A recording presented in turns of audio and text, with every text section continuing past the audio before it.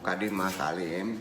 Hari ini kita bahas maqamat ridho atau amalan ridho. Apa itu ridho? Ridho itu mungkin orang bisa menyebut ikhlas, ya. Bahasa Qurannya ikhlas. Ridho dengan rela jauh, ya.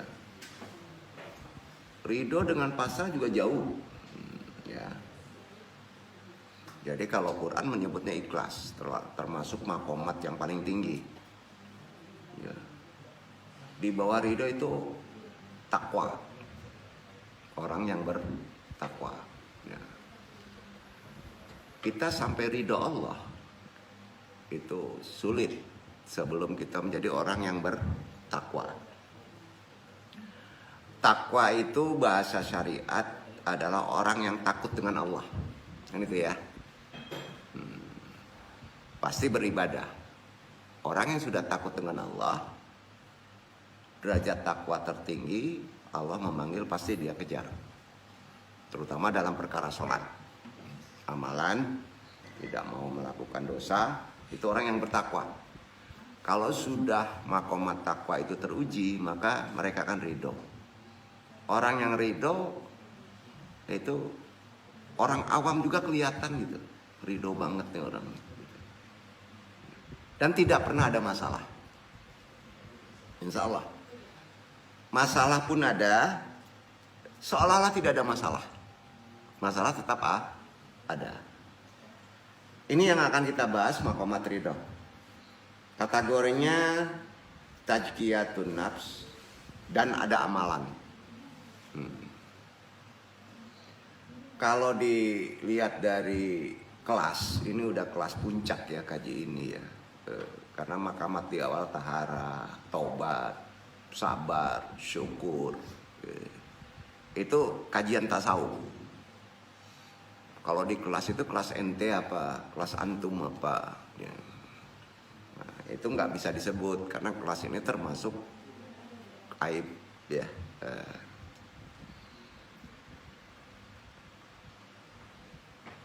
Assalamualaikum warahmatullahi wabarakatuh.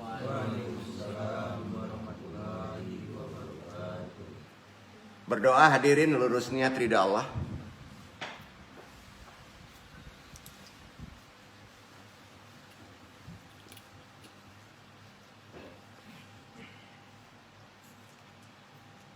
Syahadatain. Bismillahirrahmanirrahim. Asyhadu an la ilaha illallah wa asyhadu anna Muhammadur Rasulullah. Shalawat Allahumma sholli ala sayyidina Muhammadin nabi ummi wa ala alihi wa sahbihi wa salim. Istighfar. Astaghfirullahal rahim. Astaghfirullahaladzim. Astaghfirullahaladzim. Doa makrifat kita. Ilahi anta maksudi wariddoka matlubi atini mahabbataka wa ma'rifataka. Zikir jahar. La ilaha illallah. La ilaha illallah. La ilaha illallah. La ilaha illallah Muhammadur Rasulullah.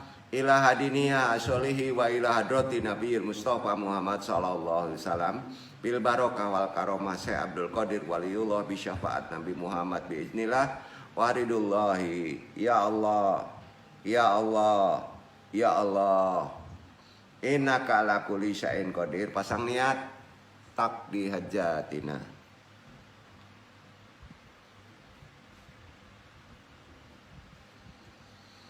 Wabil khusus ila ruhi juriyatihi wa khususon ila ruhi muslimin wal muslimat al-fatihah. A'udzu billahi minasyaitonir rajim. Bismillahirrahmanirrahim. Alhamdulillahirabbil alamin. Ar-Rahmanir-Rahim. Maliki yaumiddin. Iyyaka na'budu wa iyyaka nasta'in. Ihdinas siratal mustaqim. Siratal ladzina an'amta 'alaihim ghairil maghdubi 'alaihim waladdallin. Allahumma ayyina 'alal Islam wa amitna 'ala sunnah. Allahumma anta rabbi la ilaha illa anta khalaqtani wa ana abduka wa ala ahdika wa wadika mastata'tu a'udzubika min syarri ma sanatu abu ulaka bi ni'matika alayya wa abu dzanbi faghfirli fa innahu la yaghfiru dzunuba illa anta. Allahumma ya qadiyal hajat, Allahumma ya kafiyal muhimat, Allahumma ya dafiyal baliyat, Allahumma ya rafi'ud darajat, Allahumma ya syafi'al amrad, Allahumma ya mujibah da'wat, Allahumma ya arhamar rahimin, Allahumma inna nas'aluka selamatan fidin wa afiatan fil jasadi wa jadatan fil ilmi wa barokatan fil rizki wa taubatan qoblal maut wa rahmatan indal maut. Allahumma hawin alaina nafsarakatil maut wa najatan minan nari wal afwan dal hisab. La haula wala quwata illa billahil aliyil azim. Alhamdulillahirabbil alamin. Innal hamdalillah nahmaduhu wa nasta'inuhu wa nastaghfiruhu wa na'udzu billahi min shururi anfusina wa min sayyiati a'malina. Man yahdihillahu fala mudilla lahu wa man yudlil fala hadiya lahu. Asyhadu an la ilaha illallah wa asyhadu anna Muhammadan rasulullah. Rabbi sari wa yassir amri wa hlul 'uqdatam min lisani yafqahu qawli. Allah, mudah-mudahan pentaklim dan dari taklim ini dilancarkan dan dari daya Allah dimudahkan segala yang datang maupun yang mentaklim yang bertolebul ini dari segala urusan. Wajali wajiro min ahli robbana amrina min ladunka aromah wa ilana min amrina rosada. Robbana lanurika qulubana ba'da haitana ablana wa budun kami rohmah innaka antal wahhab. Puji syukur tentunya kita hadirkan kepada junjungan kita, kehadirat Allah Subhanahu wa taala yang selalu melimpahkan rahmat hidayahnya sehingga kita bisa berkumpul di ruangan ini dalam keadaan sehat, sentosa dalam tolebul ilmi. Iwanandong ya ma'a rahimakumullah ulama anal kuroma wa masyayikh anal aija wa bim kodo iman murobi hadal mahat asyatit al-fatah guru kita tentunya sahabil qadilah yang andung tajimi yang dimuliakan Allah. Bismillah wassalatu wassalamu ala rasulillah amma ba'du. Setiap manusia tentu saja berlomba-lomba dalam hidup ini meraih kebaikan untuk bisa memperoleh pahala dan ridha Allah Subhanahu wa taala. Manusiawi, Pak. Bapak-bapak membuat kebaikan untuk orang awam. Itu ingin apa, Pak? Pahala. Betul kan? Kurang ikhlas loh dia. Ya, kurang ikhlas, Pak. Makanya kalau kita sholat itu bukan ingin surga dan neraka. Sholat itu tuh perintah kita, ya. Nah, kalau bapak sholatnya benar ya surga tempatnya. Ya. Jadi jelas kita berlomba-lomba melakukan kebaikan ikhlas. Sebaiknya kita robah ridha Allah. Setuju, Pak? Berat nggak? Berat ya? Berat ya. Ridho Allah dulu ya. Itu makomat ridho buktinya berat. Karena Allah menyuruhnya. Ada satu amalan yang lebih hebat dari mati syahid. Jihad. Juga haji mabrur. Lebih hebat dari itu. Ya. Kalau mau tanya amalan apa itu? Interaksi aja. Bapak-bapak nggak perlu haji, tapi lebih hebat dari haji. Bapak-bapak nggak perlu mengejar syahid, tapi lebih hebat dari syahid.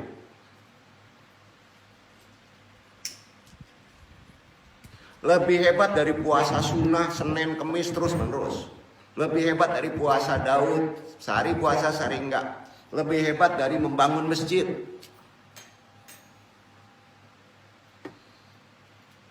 Apa amal itu? Ridho menerima takdir Allah Subhanahu wa Ta'ala. Ridho kan? Ayo. Itu lebih hebat dari semua. Mangga dan dapet suami kan karaju di PLN gitu ya.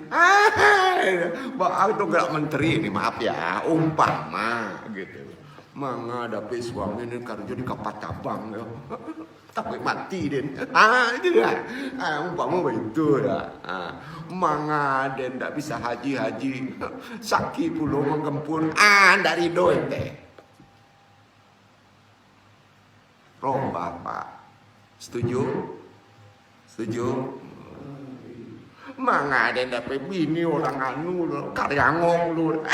Kacau bah. Kan tak betul tuh. Ndak ridho. Mangga den jomblo taruh isen dalunya dapet bini ndak ridho, betul. Kalau itu sudah bisa kita atasi, maka mereka udah lebih di atas takwa. Logika kita nerima nggak kaji ini? Nerima ya? Tolong pola pikir kita robah dulu. Itu pola pikir Islam. Wah, nah jadi andung aneh, balun mangga lah, karena tonjok, karena indah. Memang itu. Jadi amalan yang lebih tinggi daripada jihad, mati syahid adalah ridho menerima takdir Allah Subhanahu wa Ta'ala. Betul? Betul. Alhamdulillah. Ridho Iwan sampai kini lu dapet bini?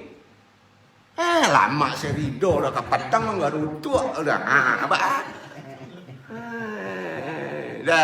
Bare kan? Enggak mudah ridho itu. Rubah ya. Orang dapat ridha Allah pasti dapat surga. Setuju? Pasti itu. Dunia wal akhirat. Pasti. Yang nyatanya nanti di akhirat. Betul kan? Nah, dengan ridho menerima seluruh takdir yang ketetapan Allah, yang diberikan oleh Allah, maka kita akan dapat surganya Allah. Insya Allah, itu Quran. Ya. Kalau kita terasa sempit dunia, satu-satunya yang kita bisa hembuskan napas panjang kita, karena itu kehidupan. Tarik napas panjang, katakan dalam hati waktu menarik Allah. Itu amalan cepatnya. Kalau sempit, kita hidup ini digempur sakit, ya, utang melilit, ya, betul kan? Enggak selesai kerja, sempit terus saja hidup. Tarik Allah, nggak bisa ngomong Pak. Allahnya, tarikannya dalam hati. Kalau ngomong Allah pasti nggak bisa napas. Jadi Allahnya kofi. Allah kofi itu dalam hati. Allah itu narik. Paham Pak? Allah itu narik. Bisa ngomong nggak Bapak narik napas? Nggak ada yang bisa ngomong. Itu hebatnya Allah. Bapak tarik napas sulit ngomong. Yang keluar itu alhamdulillah seharusnya. Bukan Allah. Ikuti aturan mencapai titik tertinggi daripada makomat ya. Bapak-bapak tiap tarik napas itu berbarengan dengan hati Allah. Gitu aja. Ya. Duduk ya. Itu yang disebut amalan kofi.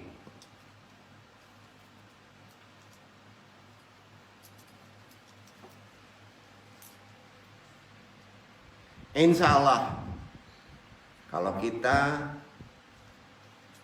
bisa demikian, lambat laun akan terasa Pak. Kesempitan dunia akan sedikit lapang, percayalah. Ya. Kalau terasa sempit dunia, tak ada yang bisa melapangkan kecuali Allah kan? Iya kan? Kecuali Allah.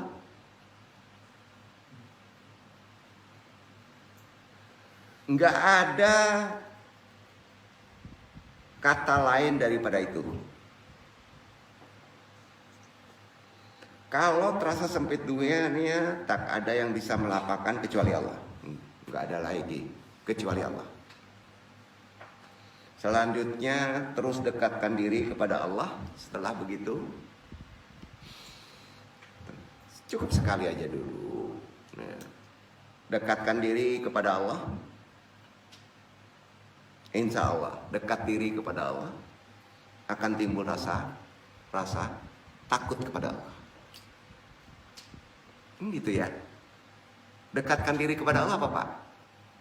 Bisa sholat sunnah, bisa sodako, kan? Maka lambat laun akan timbul rasa takut kepada Allah. Ya. Hanya kepada Allah. Jadi rasa takut yang takutnya hanya kepada Allah, itulah ridha Allah.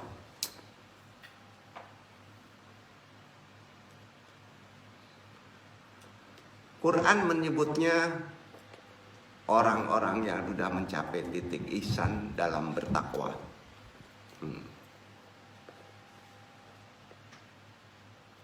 Allah menjanjikan surga kepada orang-orang yang memiliki rasa demikian.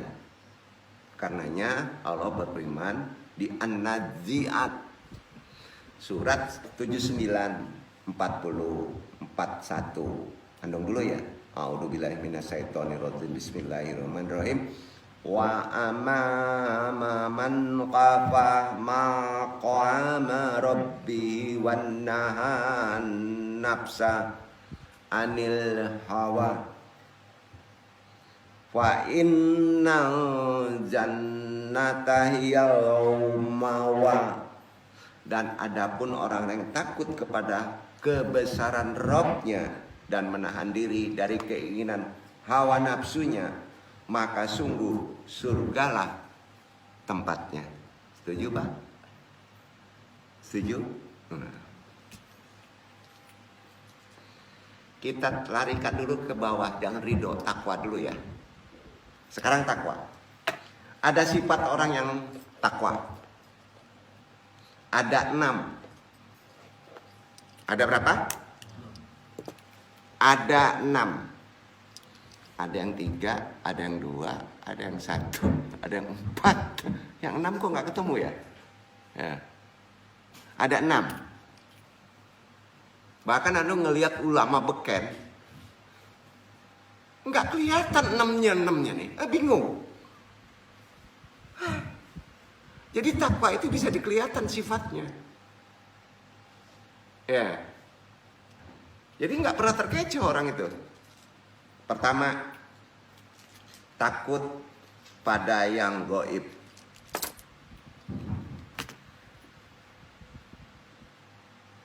Takut kepada yang gaib. Orang Arab nyebut gaib apa Pak? Orang Arab ya. Bukan takut kepada siapa. Ah, itu nggak gaib tuh. Orang Arab nyebut gaib apa Pak? Yang nggak nampak. Yang nggak nampak apa Pak? Kira-kira nggak nikah, nggak nampak istrinya, takut. Ya, nah itu kan nggak nampak istrinya mana? Betul, ayo. Betul kan? Orang Arab tuh begitu memahami gaib tuh gitu. Kalau kita memahami gaib apa Pak? Siampa, gandaruwo, kan aneh. Itu nggak perlu takut. Ya. Jadi pertama kata agama Islam ya. Sifat pertama orang yang takwa itu takut kepada yang tidak nampak. Dalam aturan Allah yang nggak nampak. Tidak nikah karena tidak sunnah Rasul. Ya, tidak bisa zakat. Ya. Sudah itu apa lagi Pak? Tidak bisa berjamaah, ya kan? Nah, itu. Alasan ada aja. Nggak bisa taklim. Nah, ya. Kayak gitu kan? Nah, paham maksudnya ya? Yang kedua.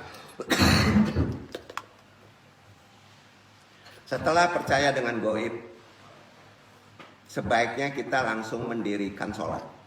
Ini bukan yang kedua ya. Ya. Jadi gini.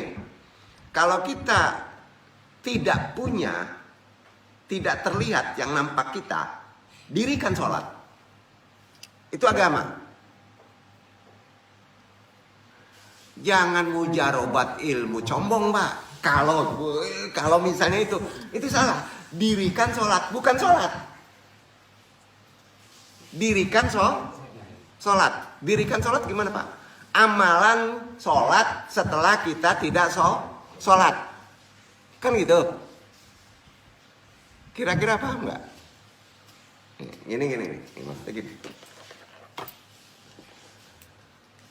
Barulah kita sholat, tapi dirikan. Dalam menjalani kehidupan ini, antum kan harus menanamkan 6 rasa takut kepada Allah. Kan gitu kan? Dasarnya mana doang? Nah, kita mulai dulu dari gini. Al-Baqarah, surat 2, ayat 3 dan 4. Yang 3 ini antum aja yang baca dulu.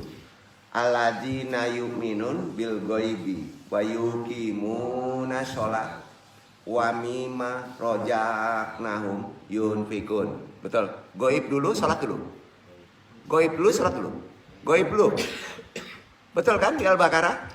Enggak nyelimet sih baca Quran. Gini. Oh, mereka yang beriman kepada yang gaib, beriman dulu kepada yang gaib. Walaupun kita nggak punya, beriman, percaya gaib, ya. Takut kepada yang gaib. Takut kalau kita nggak punya istri, takut kalau kita nggak bisa sholat, betul kan? Kemudian dirikan sholat, duduk ya, dan menafkahkan sebagian rezeki yang kami anugerahkan kepada mereka. Yang ketiga apa, Pak? Baru zakat, baru sodako. Itu orang bertakwa baru satu. Ya, betul kan?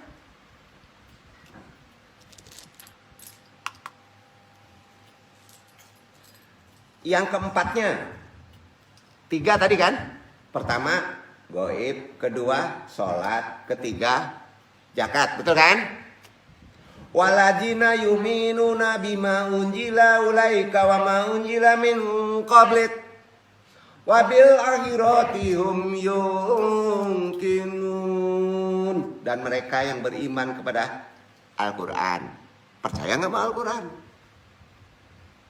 Masa percaya sama zodiak? Ngaco nih. Yang telah diturunkan kepadamu dan kitab-kitab yang telah diturunkan sebelummu, serta mereka yakin akan adanya kehidupan akhirat. 6 bro.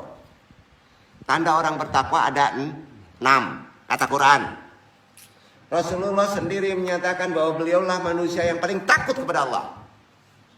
Rasulullah bersabda begini, sesungguhnya orang yang paling tahu dan paling takut kepada Allah di antara kalian adalah aku, kata Nabi. Hadis riwayat Bukhari, Ahmad, Abu Daud, Imam Malik. Dalam beberapa kesempatan Rasulullah SAW menampakkan rasa takutnya yang luar biasa kepada Allah Subhanahu wa Ta'ala. Dan ini tidak bisa dibohongin, Pak. Enggak. Ya. Takut kepada Allah apapun juga urusan dunia ditinggal, Pak. Itu aja gampang ya.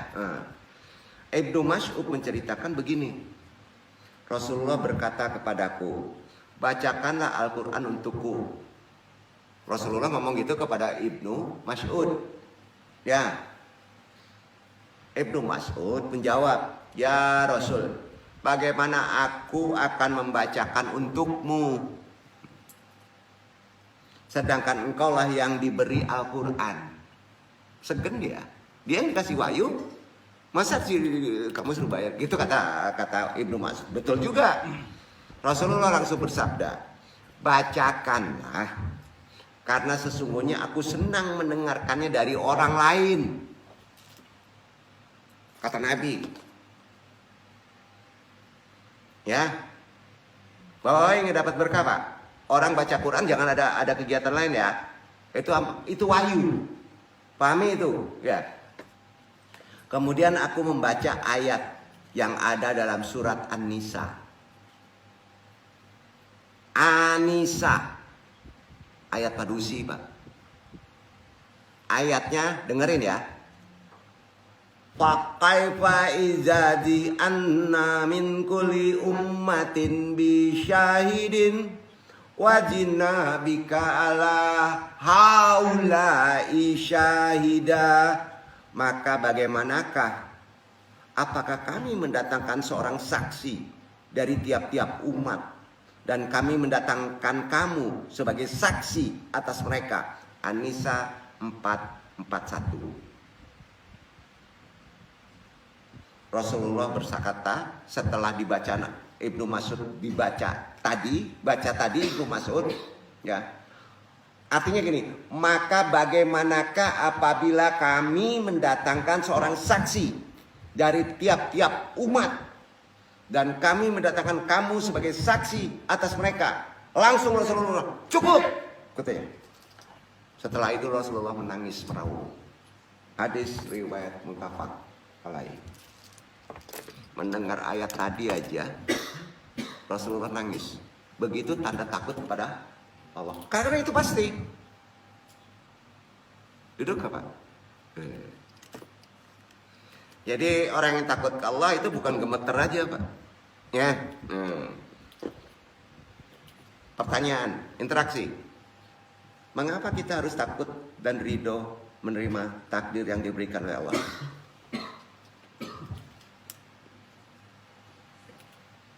Kenapa? Judulnya kita harus ridho hidupkan. Maqamatnya ridho. Takut terletakkan di mana, Pak? Kalau kita berbuat dosa. Kalau ada sandaran di ridho, nggak boleh, Pak. Kita belum dapat kerja, dapat istri, nggak boleh kita takut. Harus naik ke ridho. Duduk nggak? Ya, harus naik ke ridho, nggak boleh takut. Duduk, Pak. Ya, kalau sudah kena nggak boleh takut, tapi harus naikkan maqamatnya kepada ridho. Paham kan nih? Maaf ya untuk senior gitu, Japilus nggak boleh takut dengan penyakit yang ada, nanti sulit. Japilus ini harus ridho, maqamatnya berubah. Paham Japilus ya? Kalau Japilus masih takut, kebingungan nanti. Ikhtiarnya masih di bawah. Yang jomblo pengen cepat robah makomatnya. Kalau masih takut dengan jomblo, nggak dapat nanti, susah. Harus ridho kan? Ridho, ya Allah, saya belum jomblo. Maka akses Allah masuk. Tapi beratnya, kalau kita sampai derajat ridho, kita harus menjadi orang yang bertakwa. Tahu nggak? Gimana orang bertakwa itu? Tadi kan disebut. Ada berapa? 6. Nah, kalau buat tesis kan gampang, Pak. Ini. Jadi pas kita ada suatu pembangkangan dari seseorang kita nasihati, kita tahu letak poinnya. Nah, ini dia poinnya.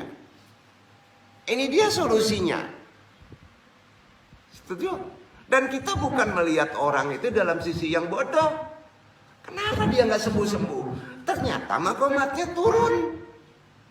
Seharusnya maqamatnya naik. Duduk. Alhamdulillah. Udah selesai ngaji. Pulang. Kira-kira gitu ya. Kita lanjutkan dulu. Jadi udah tahu mengapa kita harus takut dan ridho kepada Allah, menerima takdir yang diberikan oleh Allah. Karena jika kita tidak ridho pun, nah, interaksi dulu ya, supaya gampang. Kenapa hidup kita ini harus takut dan ridho menerima takdir Allah? Kenapa? Ada yang bisa jawab? Gini jawabannya, logika nih ya. Jika kita tidak ridho pun, kejadian atau hasil pun tetap terjadi. Setuju? Setuju nggak? Iya kan? Ya udah hitam ya hitam juga ya. Udah jomblo ya jomblo juga kan? Ya. Maka lebih baik ridho kan? Untuk itu apapun yang terjadi maka kita harus bersikap ridho Allah. Setuju? Setuju nggak nih? Nah ini hati-hati, kaji ridho pasif nanti. Bukan begitu. Ada makomat di bawah. Ridho timbul setelah kita timbul rasa takut kepada Allah. Itulah yang disebut orang-orang yang bertakwa. Allah telah memberikan wahyu kepada Nabi Musa alaihissalam. Wahai Musa, siapa yang tidak ridho dengan keputusanku, tidak sabar dengan ujianku, dan tidak mensyukuri nikmat-nikmatku, maka hendaklah ia pergi dari bumiku, pergi dari langitku, dan hendaklah ia mencari Tuhan selain aku. Kemana cari Tuhan? Terimalah takdirmu dengan ridho. Itu yang tinggi makomatnya, Pak. Ingat, bukan ridho turun ke bawah. Ikhtiar tetap ada, tapi ridho. Nah. Karenanya ada sebuah tindakan perbuatan yang ternyata bisa membatalkan pahala ibadah yang sudah puluhan tahun. Ada sebuah tindakan yang bisa membatalkan semua doa-doa kita yang kayaknya makbul. Puasanya penuh, doanya ikhtiarnya kuat. Bisa membatalkan itu. Sudah lama kita melaksanakannya amalan itu. Pahala ibadah hilang. Walaupun antum sudah beribadah puluhan tahun, sia-sia. Karena melakukan dosa ini. Lanjutkan dosanya apa ya? Anu nggak tahu nih. Dosanya apa kira-kira? Perbuatan ini bahkan akan dianggap biasa saja dan tidak mengandung suatu dosa. Banyak yang nggak tahu itu. Kalau itu perbuatannya itu membatalkan bisa puluhan tahun. Perbuatan baik kita bisa membatalkan ratusan doa kita. Ya. Kita tidak merasakan bahwa itu bukan dosa katanya. Tapi ternyata tindakan biasa ini malah justru bisa membuat ibadah puluhan tahun sia-sia. Dosa apakah itu? Ya kan? Hati-hatilah saat kita kena penyakit hasad. Itu Quran. Hasad. Hasad. Hasad bukan orang ini ya Pak Haji Hasad, bukan ya. Hasad.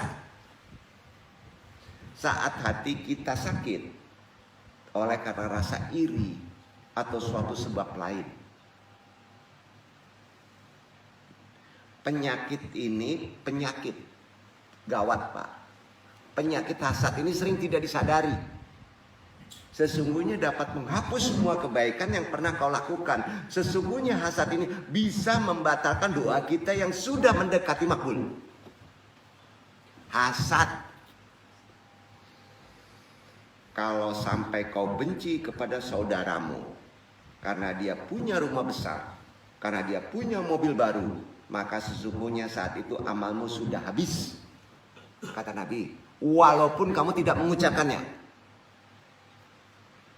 Begitu juga ketika gurumu menasehatimu, kemudian kamu ngambek, kemudian kamu benci, maka sungguh amalmu sudah habis. Kata Nabi. Gimana? Itu yang hasad. Hasad. Jadi hasad bukan iri dengki aja. Ada orang yang dinasihati baik-baik untuk kebaikan, benci dia, ngamboynya, hasad, ratusan tahun loh. Doa amalnya hilang. Puluhan kali doanya tidak makbul. Itu berkah guru. Bukan guru yang jago, itu aturan dari Quran. Ini karya benar. Enggak anu gitu tuh enggak enggak ngerti. Itu persoalannya. Dinampain pula bencinya lagi. Karena aneh itu. Jangan pancing dosa gurumu. Kalau gurumu sudah berbuat dosa lagi, takin masuk bisa makbul loh. Ini nggak takut-takutin. Nabi menyebutnya orang yang merugi, kata Nabi. Itu, yaitu hasad. Di syariat kurang jelas penekanannya. Ya, sering kita nggak sadari. Ingat termasuk hasad, bapak-bapak dinasihati oleh orang tua, langsung ngambek. Hasad itu. Susah loh. Itu termasuk iri. Kenapa lu nasihatin gue? Ya.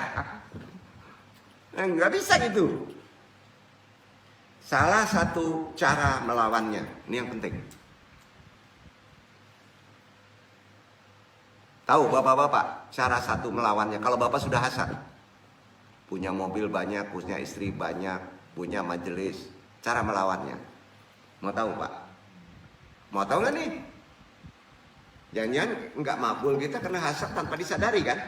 Cara melawannya, mendoakan orang tersebut dalam kebaikan di waktu malam hari tanpa sepengetahuannya. Duduk, makbul. Doain, termasuk ibu bapakmu. Ya Allah, ampuni ibuku, sehatkan. Ampuni saya salah. Ini yang nggak pernah dilakukan, betul kan? Doakan ke orang lain nggak begitu. Maka lihat aja keajaibannya, kata Nabi, keajaibannya lihat aja. Doamu biasanya makbul cepat itu. Mungkin ada yang terbukti tanpa disadari. Jangan-jangan jomblo ini kena hasad. Jomblo lagi. Maaf ya Iwan ya, ini bukan apa-apa ya. Tolong dudukkan dulu fikih yang sebenarnya. Ya, gampang ya. Tuh. Jadi untuk antum ketahui, penyakit hasad adalah rasa keinginan agar nikmat yang ada pada orang lain hilang. Ya. Betul. Selain itu, hasad juga bisa dikatakan sebagai membenci yang tidak suka terhadap keadaan baik yang ada pada orang yang hasad. Ngerti nggak maksudnya? Gini, maksudnya dulu orang itu pendosa, kemudian menjadi baik. Nyola jale tukang mabuk. Kini laga belum baik. Beko mabuk deh. Itu hasad. Hati-hati pak, hati-hati. Pokoknya nggak boleh gitu, ngerti nggak ya? Kan sering kita bercanda kayak gitu ya. Itu hasad. Nah, jadi gimana pak? Kita kadang-kadang kita pahami ilmunya lah. Maksudnya dulu orang itu pendosa kemudian menjadi baik. Antum tidak suka maka itu juga hasad. Ya. Orang pendosa baik. Kita nggak suka maka itu juga sama dengan hasad. Sampai pak? Karena kita sudah menuduh calisnya 3 hari mabuk balik ke sini. Seharusnya didoakan. Ya. Insya Allah supaya langgeng dia. Larangan mengenai hasad. Bukan kataan doang. Bisa menghapus dosa. Bisa menghilangkan doa kita. Bisa menghilangkan pahala amal kita. Kata siapa? Kata Allah. An-Nisa 4:32. Dibaca Ikhwan.